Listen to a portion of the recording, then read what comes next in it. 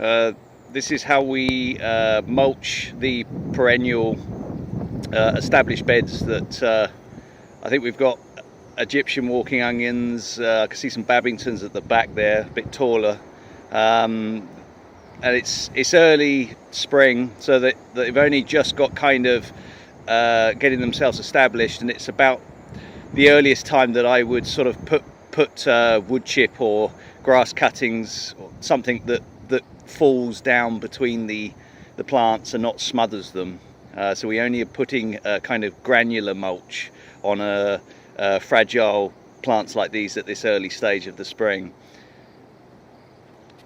The wind sometimes helps to disperse and carry the material so that it doesn't land as a sheet on the plants. It's obviously, if it's light enough, so Lucy's throwing it up in the air to lighten its mass, and it falls down like rain. Obviously this is how nature's always done it for 4.5 billion years or whatever, and it's got a very good system, and why would we not copy that? We like wood chip. It's a long lasting mulch. This has got, I don't know if you can see it from here, but there's a lot of leaf material, so it's high in, I wouldn't say high in nitrogen, but you're trying to always get that sort of 25-30 to 1 carbon to nitrogen ratio. If it is pure wood chip, it's got to get the nitrogen from somewhere to finally rot down, so it's handy to, if it hasn't, then we actually will put grass on it as well, and do the same process. It has to be freshly cut grass, so it falls down in a granular fashion and not falls down like cowpats, which it can do if you let it ferment for even half a day. So yeah, it's and we'll do this once a year like this. With wood chip or even leaves, any kind of high carbon mulch like this, it's important not to dig this in. Digging, obviously we can't in this perennial bed, we wouldn't want to anyway, but digging wood chip or leaves that are unrotted into the soil will most likely cause a nitrogen deficiency and possibly other problems, and cause perhaps a loss of growth that season in the plants, and people lose interest and go back to their old ways of high maintenance of digging soils and composting and ferrying it around this way and that. And this is basically how we maintain or raise the fertility of our perennial infrastructure here. This is the most sensitive plants we have here. The more woody plants, if I just pan around, it's early spring, you can see that not much is out. This tree here, I think it's a plum, is just coming out into leaf. Obviously they're much easier to mulch, and we'll use rougher mulch. So if I quickly just walk over here, we've got a lot of wood chip coming in. You see it all along here. This is an example of a much rougher mulch. So you've got weeds. I mean, we've covered it with leaves, but under there is small branches, nothing thicker than your fingers probably, and remarkably you can actually see the potatoes coming through this thick mulch, and this mulch is pretty thick here. If I actually come over here, there's even a higher patch. Now it's flat, this bed, the ground level is flat, and look at that. I hope you can see that mound. Can you see how high it is? And can you see that potato coming out the top of it? We find potato is excellent at coming through even the deepest mulches, and I'm talking over a foot deep, so more than 12 inches, 30 centimeters. So yeah, quite remarkable. Not everything can do that, so some experience will need to be established in your area according to the plants or the infrastructure that you've put in, but we can confirm. And potato is one of our most important crops. It's our bulk of our food that we eat, household as well as chicken food. We grow it in a perennial way that we never plant in spring. These are potatoes that were planted at the same time as harvested last autumn. Right, just another showing from another angle of how the wood chip goes on. Wow, it's windy today. There's quite a deep potato mulch going on over there that they pop through. Yeah, well, through the wood chip it's almost easier, you know, to bust through in its kind of granular nature, but you can see some of the thicknesses over here. I've just put a whole load in this area, and you can really see how deep we actually go. This is a raspberry area, so we're piling it right from the top at the back there and letting it gravity feed its way down.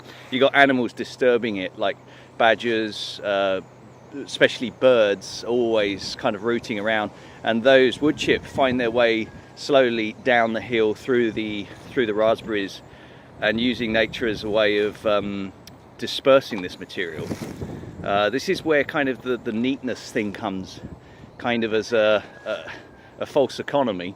You know, quite often we'll use animals to distribute mulch and flatten it out and spread it for us. It doesn't take long for insects and other things to turn up in this wood chip, which draws the attention of things like badgers and whatnot, and they basically just root through it, and they'll do that anyway, so there's not much point in being too pedantic about how well things look. We're much more fussed about how things function here, and of course, if we are talking about beauty, I personally think that the wild, you can't beat the wild for the beauty, and therefore maybe that's worth imitating, obviously being subjective. There was a time that we actually did do the typical formal gardening, and we've had to transition and kind of form a new appreciation to a wild one, and actually find beauty in that. And it doesn't take long. You think that you can't escape your thoughts and values of how we are now, but I think we underestimate ourselves in how much we actually can change, little by little, day by day. I'll just follow these guys to show you where we get the mulch delivered. The sun's gone in and we're still charging the van.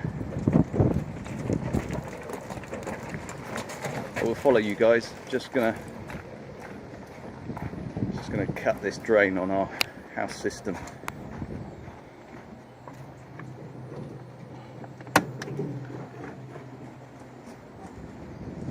Okay.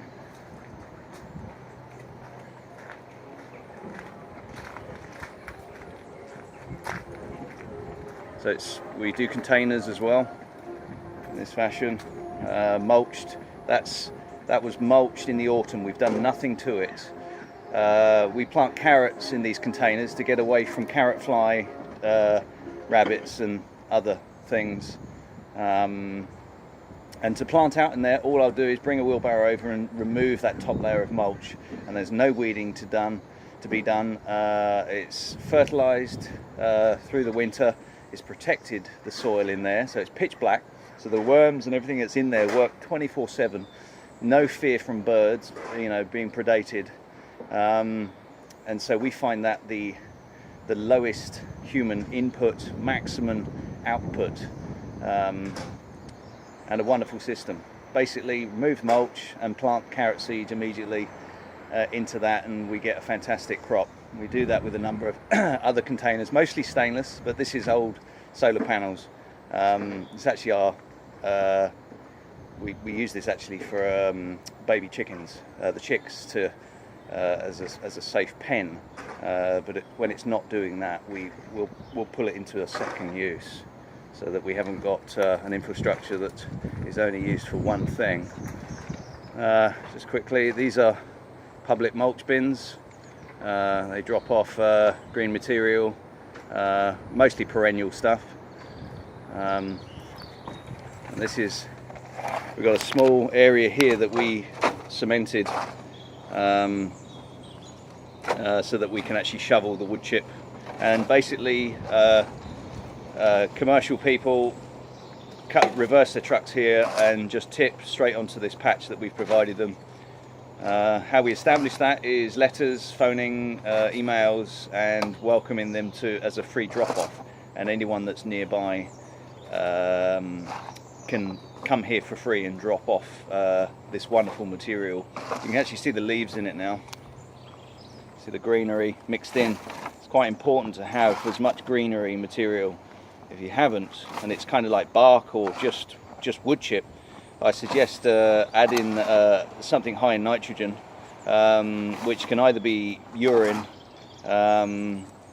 which also saves water if you're weeing outside in the garden a lot. We do that. Obviously it's easier for males than the women to kind of do that, but the other way is put grass cuttings, mix it with grass cuttings, or put grass cuttings on top, and for the neat freaks, it actually can look quite tidy mulching time you've put grass cuttings over the top. But as I said, we're not too fussed about that here. We quite like the wild look of things, and let nature work for us rather than us work for it. Although it all probably works both ways in the end, doesn't it, really? You're doing an excellent job there, Bo. I like that. Very nice. Look at that. Wheelbarrow loaded up. Right, I think that's the end. With my little shovel.